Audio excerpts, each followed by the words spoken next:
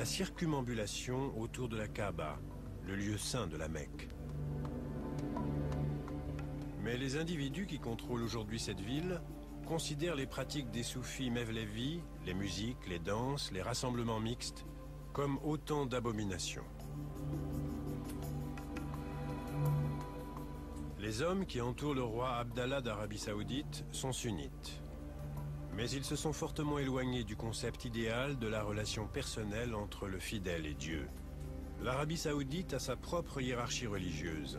Et le principal message qu'elle prêche est celui de l'islam wahhabite, qui ne représente les croyances que d'une petite minorité de musulmans.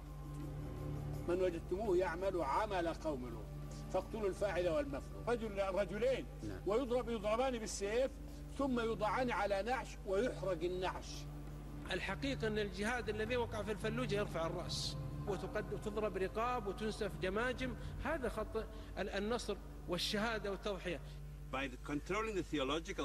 En contrôlant le cœur théologique de l'islam et en croulant sous les pétrodollars, ils ont pu imposer une interprétation stricte, rigide, étroite, sectaire et séparatrice de l'islam à la communauté musulmane internationale. Et ça a été une tragédie terrible pour nous tous.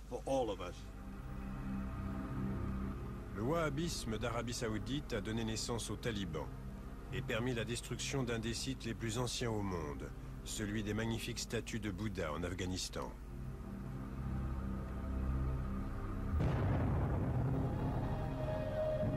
Oussama Ben Laden a été élevé dans la foi wahhabite.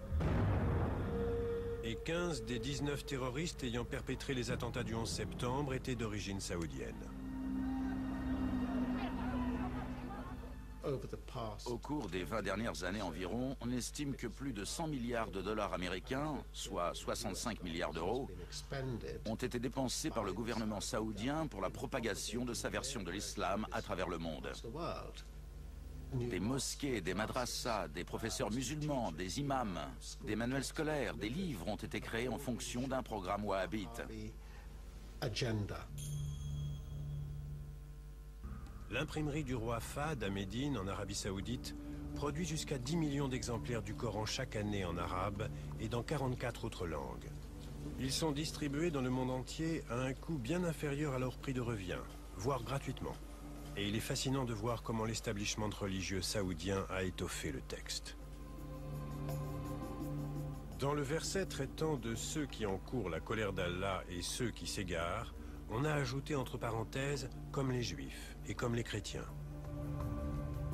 Et au verset exhortant à préparer contre eux tout ce que vous pouvez comme force et comme cavalerie équipée, on a ajouté chars d'assaut, avions, missiles, artillerie.